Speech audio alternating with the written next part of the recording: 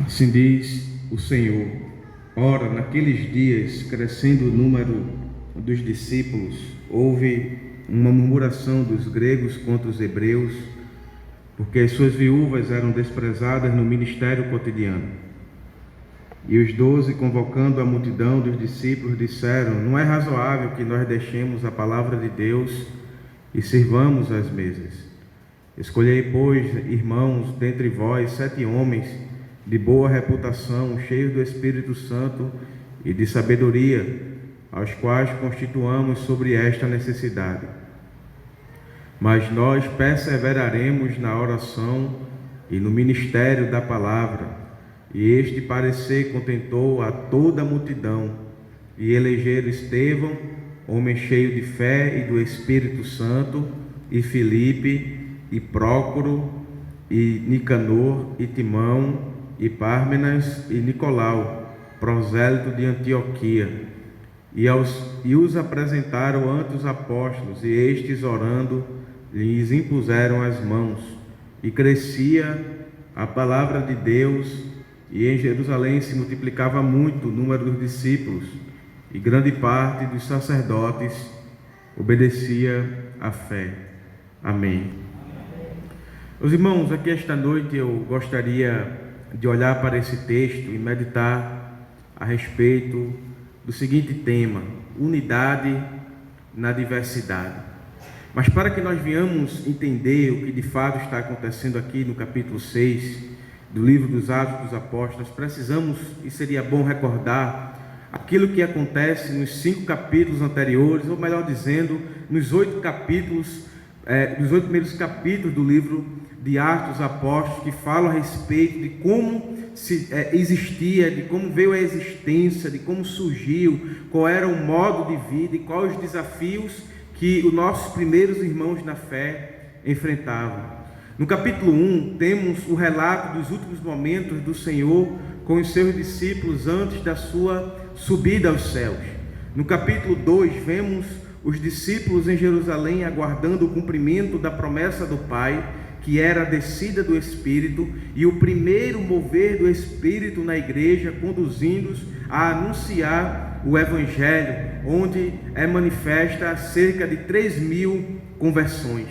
Nos capítulos 3 e 4, vemos os apóstolos anunciando o Evangelho, milagres sendo realizados, o levante das autoridades judaicas contra a igreja do Senhor. Inicia-se a perseguição, mas é diante disso que nós vemos a igreja se reunindo em oração e o Senhor concedendo graça para que ela continuasse a anunciar o Evangelho com intrepidez. Ainda, irmãos, nos capítulos 2 e 4, nós podemos ver Lucas registrando como era o modo de vida das primeiras comunidades cristãs. No capítulo 5, nós vemos que aquela igreja, que ela não era perfeita, pois vemos a ação do antirreino nas vidas de Ananias e Safira, que ousaram mentir contra o Senhor. Temos também relato no capítulo 5 de mais investidas dos líderes judaicos contra a igreja do Senhor, chamando os apóstolos ao sinédrio. No capítulo 6 nós vemos também que aquela igreja, ela não era perfeita, gozava de desafios entre a distribuição social que havia na igreja. Algumas viúvas estavam sendo negligenciadas, conforme nós vamos meditar aqui nesse texto. Também nos é apresentado no capítulo 6 um homem chamado Estevão, a qual Lucas registra que ele era um homem cheio de fé e do Espírito Santo. Este homem, ele é chamado ao sinédrio para testemunhar da sua fé, e no capítulo 7 nós temos o seu extraordinário sermão e a sentença injusta declarada contra ele, sendo levado ao apedrejamento até a morte. No capítulo 8 nos é introduzido o relato de Saulo, que inicia dura perseguição contra a igreja, e também a dispersão dos discípulos em Samaria e na Judéia. E também vemos ali o Evangelho sendo pregado a um eunuco etíope.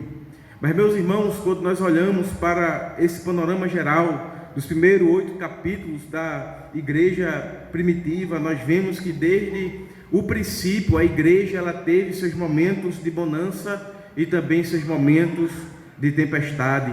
Algumas vezes a tempestade vinha de fora, mas às vezes ela vinha de dentro, como no caso de Ananias e de Safira e a questão das viúvas. De fora, a perseguição dos líderes judaicos e posteriormente do próprio Império Romano.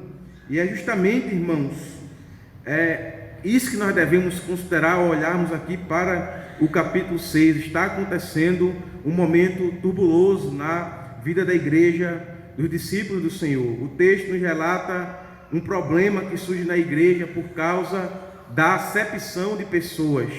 Mas vejamos então, olhando para esse texto, como esse problema é solucionado e quais as lições podemos extrair de tudo isso. A primeira coisa que nós devemos considerar está no versículo de número 1. É que aquela igreja era uma igreja diversificada. Veja o que diz o texto. Ora, naqueles dias, crescendo o número dos discípulos, houve uma murmuração dos gregos contra os hebreus, porque as suas viúvas eram desprezadas no ministério cotidiano. A primeira coisa que nós devemos considerar a respeito da igreja primitiva é que ela é uma igreja diversificada. Na verdade, ela já nasce diversificada, conforme nós podemos ver no relato do capítulo 2, versículo 8 ao versículo 11, que Lucas diz: como, pois, os ouvimos, cada um na própria língua em que somos nascidos. As pessoas que estavam ali em Jerusalém, que foram atraídas pelo Espírito para ouvir os discípulos, os apóstolos pregaram o Evangelho. E Lucas vai registrar o que é que eles dizem, e as localidades do mundo antigo a qual eles faziam parte. Ele diz: partos e médios, elamitas e os que habitam na Mesopotâmia, Judeia, Capadócia, Ponto e Ásia, e Frígia e Panfília, Egito e partes da Líbia, junto a Cirene, forasteiros romanos, tanto judeus como prosélitos, cretenses e árabes, todos nós temos ouvido em nossas próprias línguas falar das grandezas de Deus. Veja aqui que existem 2 tipos de judeus na igreja: aqueles que eram judeus que não haviam sofrido a influência da cultura e da filosofia grega, e existiam aqueles que haviam sofrido influência. A expressão aqui, irmãos, gregos, é justamente se referindo não à nação grega, mas a judeus que haviam sido influenciados pela cultura grega. E hebreus eram judeus que não haviam sido influenciados, que haviam permanecido dentro da comunidade hebraica, não sofrendo influência externa de filosofias externas. Então já havia uma diversidade, não apenas cultural, mas até mesmo filosófica dentro da igreja, étnica, mas também filosófica. No capítulo 5, por exemplo, nós vamos ver que aquilo que a igreja arrecadava era colocado aos pés dos apóstolos, mas na hora da distribuição entre os necessitados, estava havendo por parte dos judeus hebreus o pecado da acepção de pessoas, pois na hora da distribuição eles priorizavam as viúvas hebreias e negligenciavam as viúvas gregas.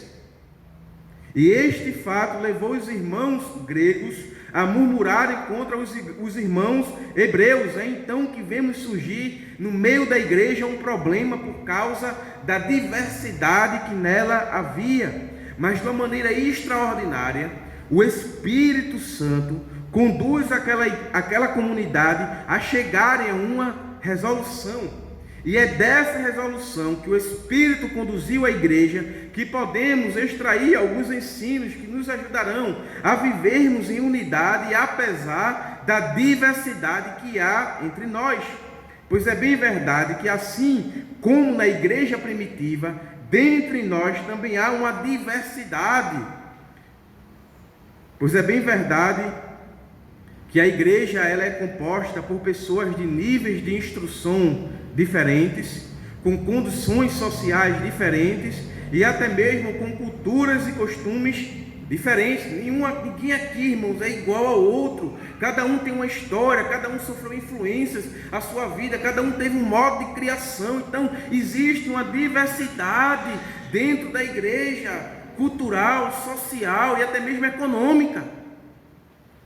E por causa da nossa negligência para com o amor mútuo, ou dureza do nosso coração, essas diferenças que existem entre nós podem acarretar em uma desunião no meio do corpo de Cristo.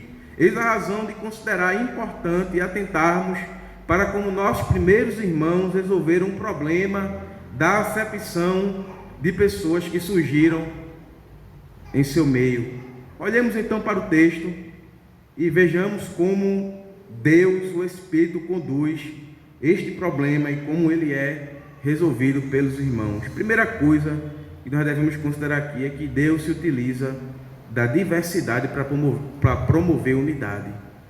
A diversidade que existe na igreja é o instrumento que Deus se utiliza para promover unidade na igreja. Isso está nos versículos 1 ao 3. Leamos novamente o versículo 1. Ora, naqueles dias, crescendo o número dos discípulos, houve uma murmuração dos gregos contra os hebreus, porque as viúvas eram desprezadas no ministério cotidiano. E os 12, convocando a multidão dos discípulos, disseram: não é razoável que nós deixemos a palavra de Deus e sirvamos as mesas. Escolhei, pois, irmãos, dentre vós 7 homens de boa reputação, cheios do Espírito Santo e de sabedoria, aos quais constituamos sobre esta necessidade. Irmãos, o pecado da acepção de pessoas foi o causador da murmuração que se iniciou no seio da igreja. E uma coisa extraordinária que deve chamar a nossa atenção aqui nesse texto é que Deus vai se utilizar desse momento controverso na igreja para promover a unidade. Após o surgimento da murmuração, os apóstolos convocam a multidão dos discípulos para resolverem o problema. Os apóstolos, devido ao caráter da sua vocação, eles não podiam abandonar o ministério da palavra para servir as mesas. Se eles abandonassem o ministério da palavra, e aqui entenda a pregação do evangelho, eles e fossem assistir os necessitados da igreja, a pregação do evangelho seria prejudicada, e eles não poderiam fazer isso, porque eles não foram chamados apenas com vocação principal, servir às mesas, mas serem homens da pregação da palavra e que deveriam se dedicar à oração. É então que os 12 colocam sobre a responsabilidade dos discípulos a escolha dos homens para serem responsáveis em servirem as mesas. O termo aqui, servir a mesa, está se referindo à questão social da igreja, o ministério da misericórdia. Havia necessitados na igreja, e esses necessitados que haviam na igreja, eles precisavam ser socorridos socialmente. A controvérsia, irmãos, fez com que a igreja se reunisse em uma assembleia para que chegassem a uma resolução do problema. E ali naquela assembleia, todos aqueles irmãos, advindos dos mais variados locais, culturas e costumes, estavam unidos com um único propósito de resolverem o problema da assistência às viúvas. O problema que surgiu no meio daqueles irmãos não foi motivo para que eles criassem 2 partidos na igreja: o partido dos crentes hebreus e o partido dos crentes helenistas, gregos, mas ele serviu para unificar aqueles irmãos. A diversidade foi colocada de lado para dar lugar à unidade. Veja que o problema da igreja não causa partidos, mas muito pelo contrário, faz com que a igreja resolva entre si o problema que estava minando a sua comunhão. E diante daqueles irmãos estava um problema que afetava toda a igreja, entenda isso. O corpo de Cristo não está dividido. Se as viúvas gregas não estavam sendo assistidas, não era um problema da parte dos gregos da igreja, mas era um problema de toda a igreja. Toda a igreja estava sendo afetada por esse problema, inclusive a parte dos hebreus da igreja. O corpo de Cristo não está dividido, ele é integral. E se há um problema na igreja, toda a igreja está padecendo por causa desse problema. Não era apenas um problema que afetava os gregos, mas a todos. Por causa da acepção de pessoas, levanta-se essa murmuração. E se o Espírito não tivesse conduzido a igreja a se reunir em assembleia para chegarem em uma resolução, certamente isso se agravaria, podendo levar a comunidade a criar partidos. Provavelmente essa igreja se tornaria como a igreja de Corinto, que criou partidos entre si, o culto a personalidades. Uns preferiam Paulo, outros preferiam Apolo, outros preferiam Cefas, que era Pedro, e tinha os mais espirituosos que diziam: sou de Cristo. Não era de ninguém, era de Cristo. Mas, ao contrário da igreja de Corinto, o Espírito conduz essa igreja a resolver o seu problema. Mais forte era o que unia aqueles irmãos do que os separava. Todos os que estavam ali haviam se convertido ao mesmo Senhor. Eles podiam ter culturas diferentes, costumes diferentes, mas todos eles tinham algo em comum: Jesus Cristo. Aqui se faz importante lembrarmos das palavras do apóstolo Paulo aos Colossenses, no capítulo 3, versículo 10 e 11. E vos vestirdes do novo, que se renova para o conhecimento segundo a imagem daquele que o criou, onde não há grego, nem judeu, circuncisão, nem incircuncisão, bárbaro, cita, servo ou livre, mas Cristo é tudo e em todos. Aquilo que a igreja tem em comum é mais forte do que as suas divergências. Cristo, irmãos, é aquilo que une todos os irmãos, e nada pode ser maior do que isto no que diz respeito à unidade que existe na igreja. Há diferenças, mas todos os crentes estão unidos a Cristo, e Cristo é tudo em todos. Aqueles irmãos puderam chegar à resolução do seu problema, pois apesar da sua diversidade, eles tinham Cristo que os unia em seu corpo, o tornando uma unidade. Mas, meus irmãos, existe outra coisa que nós podemos aprender aqui nesse texto. Deus não apenas se utiliza da diversidade para promover a unidade, mas Deus concede diversos dons à igreja para promover a unidade. Veja o versículo 2 ao versículo número 4. E os 12, convocando a multidão dos discípulos, disseram: não é razoável que nós deixemos a palavra de Deus e sirvamos as mesas. Escolhei, pois, irmãos, dentre vós 7 homens de boa reputação, cheios do Espírito Santo e de sabedoria, aos quais constituamos sobre esta necessidade. Mas nós perseveraremos na oração e no ministério da palavra. Outra coisa que podemos ver que o problema da falta de assistência às viúvas gregas ocasionou foi a oportunidade do aparecimento de dons na igreja. O ministério da palavra e da oração já estava a cargo dos apóstolos, mas havia um déficit no que diz respeito ao ministério da misericórdia. Os apóstolos não podiam se desdobrar entre os ministérios, e para que o ministério da palavra não fosse prejudicado, o Espírito Santo conduziu a igreja a instituir responsáveis sobre o ministério da misericórdia. O interessante é que em nenhum momento vemos estes dois ministérios, palavra e misericórdia, em oposição, mas muito pelo contrário. O que vemos é exatamente uma complementariedade nos dons dispensados sobre a igreja.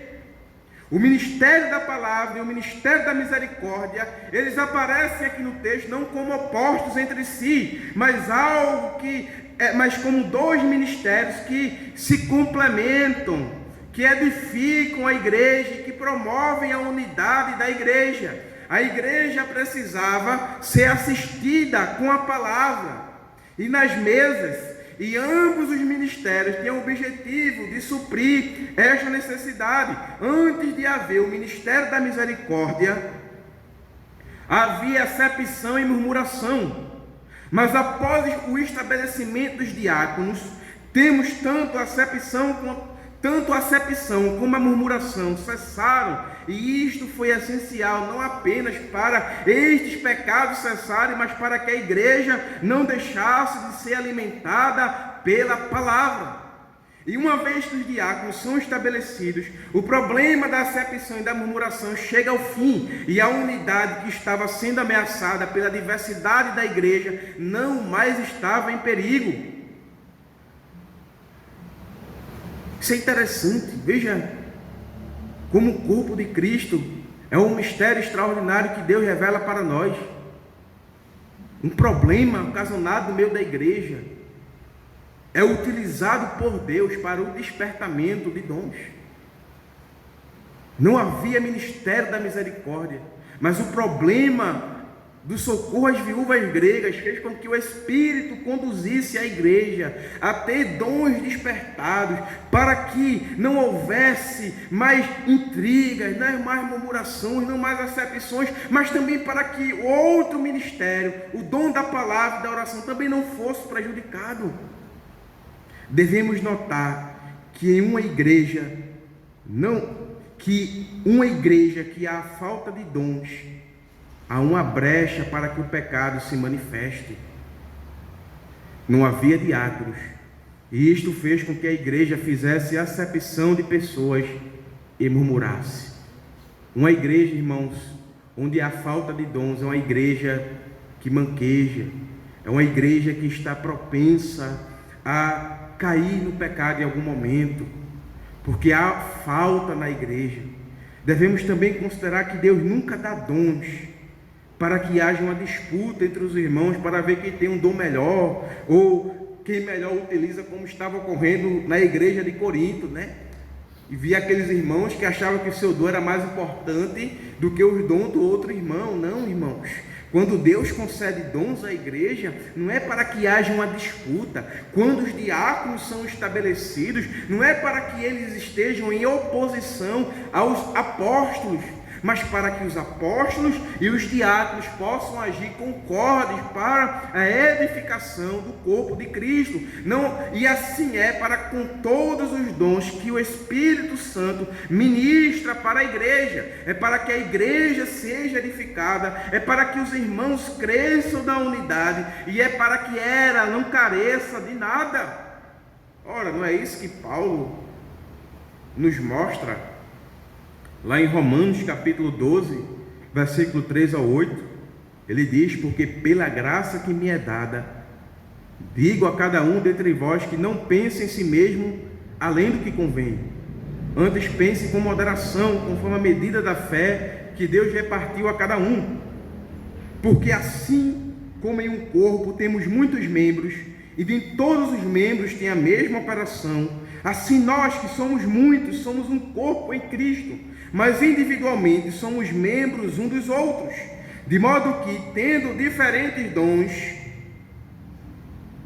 segundo a graça que nos é dada, se é profecia, seja ela segundo a medida da fé, se é ministério, seja ministrar, se é ensinar, haja dedicação no ensino, ou o que exorta, use esse dom em exortar, o que reparte, faça com liberalidade, o que preside com cuidado, o que exercita a misericórdia com alegria. Veja, irmãos, que cada um de nós tem dons, e que nós devemos exercer os nossos dons para a edificação do corpo, nunca em oposição a outro dom que o irmão possui, mas para que haja uma complementariedade. Assim como um corpo tem muitos membros, e todos os membros agem concordes uns com os outros, convém que os dons dispensados sobre a igreja ajam em conformidade um com os outros, complementando um com os outros, promovendo a edificação do corpo de Cristo. Os dons existem para a edificação da igreja, e quando cada um utiliza o dom que Deus lhe dispensou para a glória de Deus, não há lugar para o pecado se manifestar, mas apenas para os irmãos crescerem em unidade, cada um desenvolvendo o seu dom conforme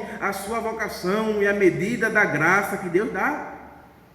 Agora saiba uma coisa: se Deus lhe deu um dom, esse dom deve ser executado, ministrado para a edificação da igreja. Se você não utiliza o seu dom para a edificação da igreja, você é um ladrão. Você está roubando da igreja um dom que ela necessita para o seu desenvolvimento, para o seu crescimento em amor. Negar o serviço à igreja, negar o seu dom à igreja, é roubar da igreja um direito dela. Se Deus lhe deu o dom, Ele não deu para você guardá-lo ou para você edificar a si mesmo. Deus deu o dom para você, para que você o ministrasse na igreja para a edificação do corpo. Se você não faz isso, você é um ladrão. Você está roubando do corpo de Cristo. Mas o fato é, irmãos, que todos estão unidos a Cristo. Somos todos um corpo só. Logo, todos os dons são para o benefício do corpo de Cristo, que é a igreja. O ministério da misericórdia edificaria a igreja tanto quanto o ministério da palavra e da oração por parte dos apóstolos. A igreja necessitava de pregação e oração, mas a igreja aqui também necessitava de que as mesas das viúvas fossem servidas da maneira correta. E uma vez que o Espírito conduz a igreja, e a igreja escolhe os diáconos, aquela igreja abandona o pecado e ela cresce. Sabe por quê, irmãos? Uma terceira coisa que nós podemos aprender aqui nesse texto é que a unidade faz com que todos tenham um objetivo em comum. Está no versículo 5 e 6. E este parecer contentou a toda a multidão. E elegeram Estevão, um homem cheio de fé e do Espírito Santo, e Filipe, e Prócoro, e Nicanor, e Timão, e Pármenas, e Nicolau, prosélito de Antioquia. E os apresentaram ante os apóstolos, e estes, orando, lhes impuseram as mãos.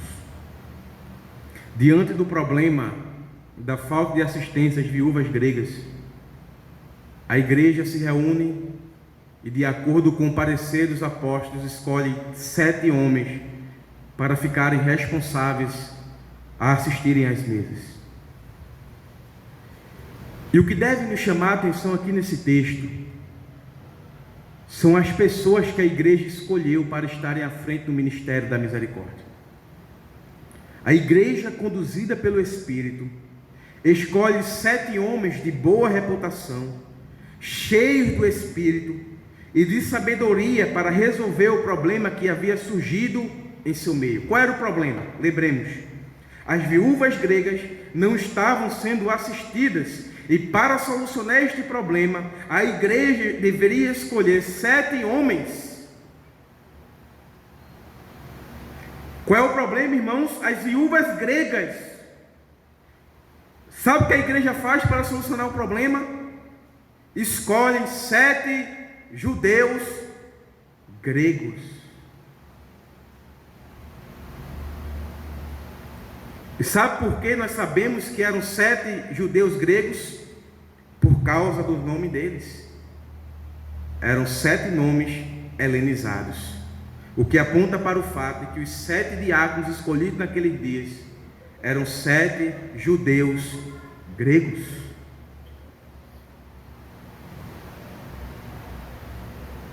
Isso deve nos fazer refletir de que de fato havia um espírito de comunhão no meio daqueles irmãos.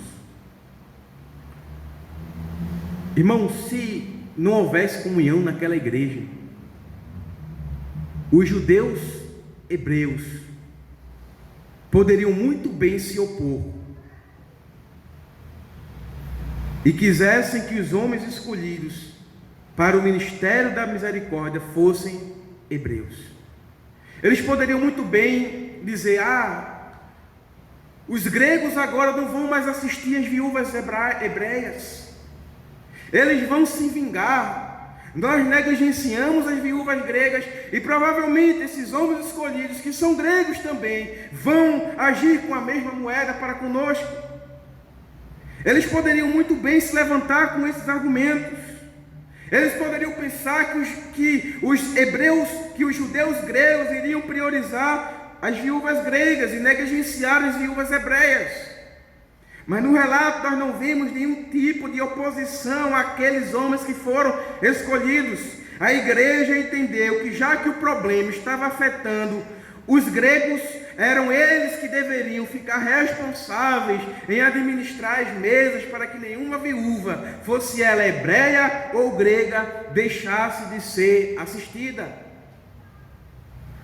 Houve naqueles irmãos a maturidade que é requerida da igreja, conforme Paulo expressa em Filipenses 2, 3 e 4. Nada façais por contenda ou por vanglória, mas por humildade, cada um considere os outros superiores a si mesmo. Não atente cada um para o que é propriamente seu, mas cada qual também para o que é dos outros. É isso que os irmãos estão fazendo. Eles não estão se colocando à frente, mas eles estão colocando a necessidade dos irmãos à frente um dos outros para resolver o problema. Eles não estão se enchendo de si mesmos e vendo na escolha de 7 diáconos gregos um problema que iria acarretar na negligência das viúvas hebreias. A verdade é, irmãos, que é nossa altivez e a nossa soberba que nos afasta dos irmãos. A altivez e a soberba é como uma água podre que, após ser ingerida, faz mal ao organismo. O maior impedimento para a unidade da igreja somos nós mesmos. Nós temos o triste costume de achar que o problema da unidade da igreja é nosso irmão. A igreja não é unida por causa do irmão fulano. A igreja não é unida porque irmão ciclano faz isso na igreja. Ele é um problema, ele é um impedimento para a comunhão, para a unidade da igreja. Mas na verdade, irmãos, o maior impedimento para a unidade da igreja somos nós mesmos. Não é nosso irmão, mas nós mesmos, quando colocamos nossos interesses sobre os dos nossos irmãos, quando atentamos para o que é nosso e não para o que é dos irmãos, então nos tornamos em um impedimento para a comunhão.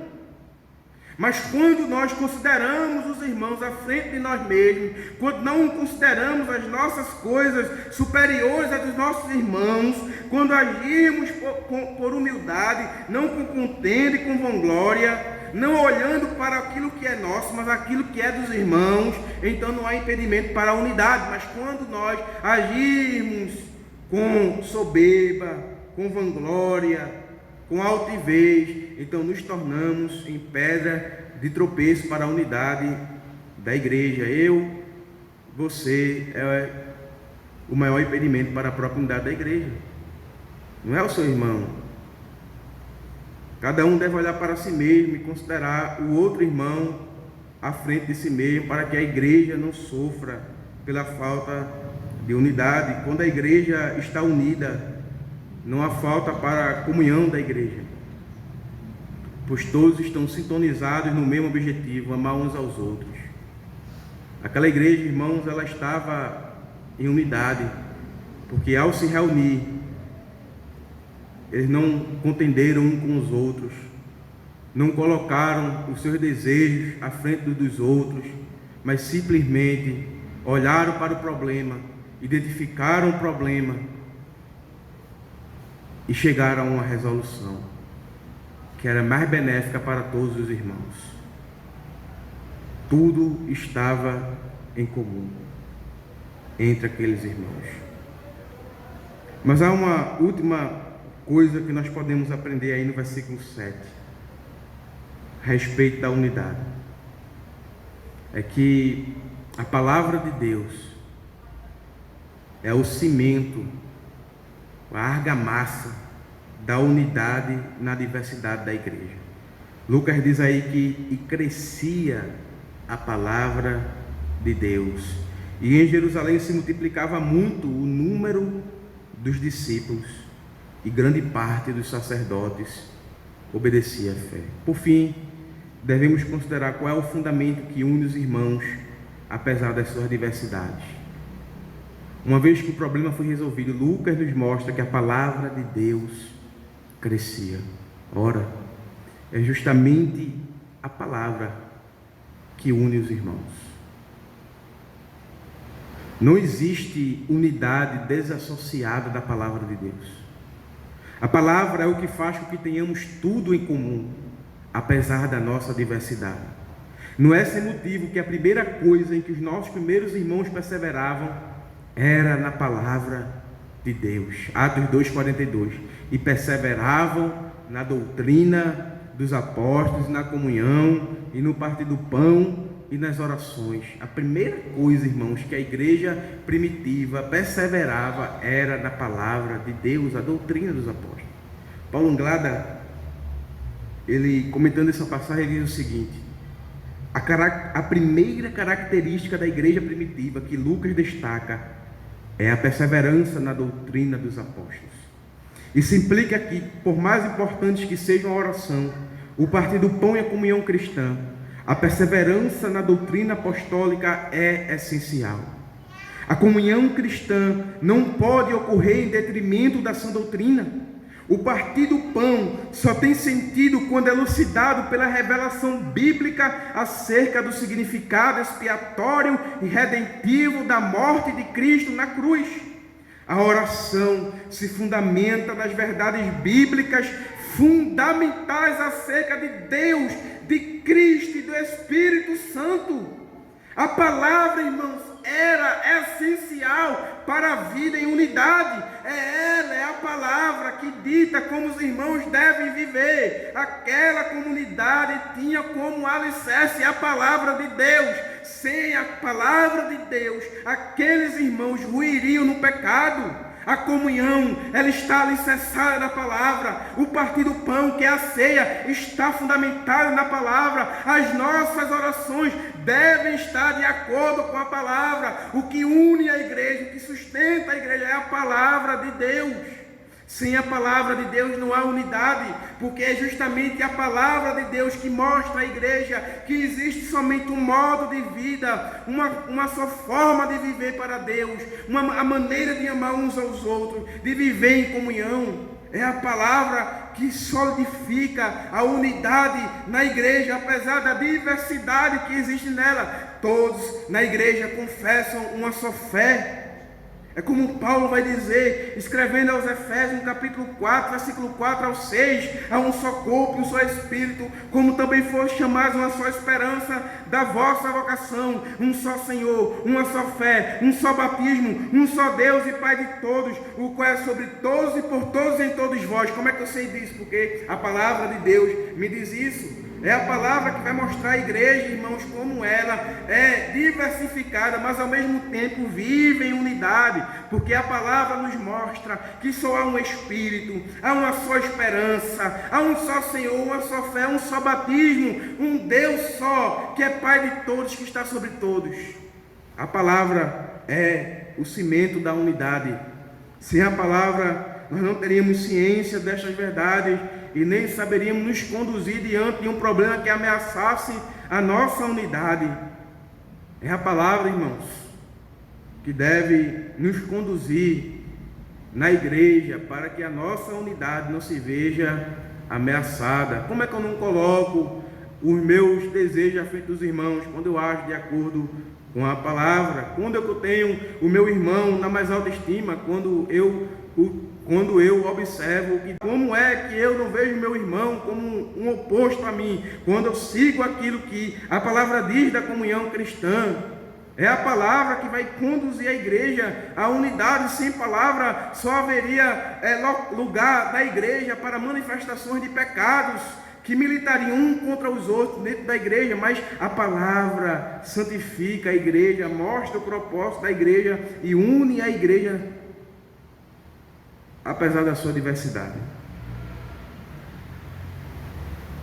Devemos nos lembrar, irmãos, daquilo que Paulo diz aos Coríntios, na primeira carta, no capítulo 1, versículo 10 ao 13: rogo-vos, porém, irmãos, pelo nome de nosso Senhor Jesus Cristo, que digais todos a mesma coisa, e que não haja entre vós dissensões, já professem a mesma coisa, professando a mesma coisa, não haverá dissensões, antes estejam unidos em um só pensamento, em um mesmo parecer. Como é que a igreja está unida em um pensamento só e no mesmo parecer? É quando a nossa diversidade, as nossas particularidades são colocadas de lado e seguimos todos unicamente o conselho da palavra de Deus. Ele continua: porque a respeito de vós, irmãos meus, me foi comunicado pelos da família de Cloé, que há contendas entre vós. Quero dizer com isso que cada um de vós diz: eu sou de Paulo, eu de Apolo, eu de Cefas e eu de Cristo. Paulo diz: está Cristo dividido? Foi Paulo crucificado por vós? Ou fostes batizados em nome de Paulo? Não, irmãos.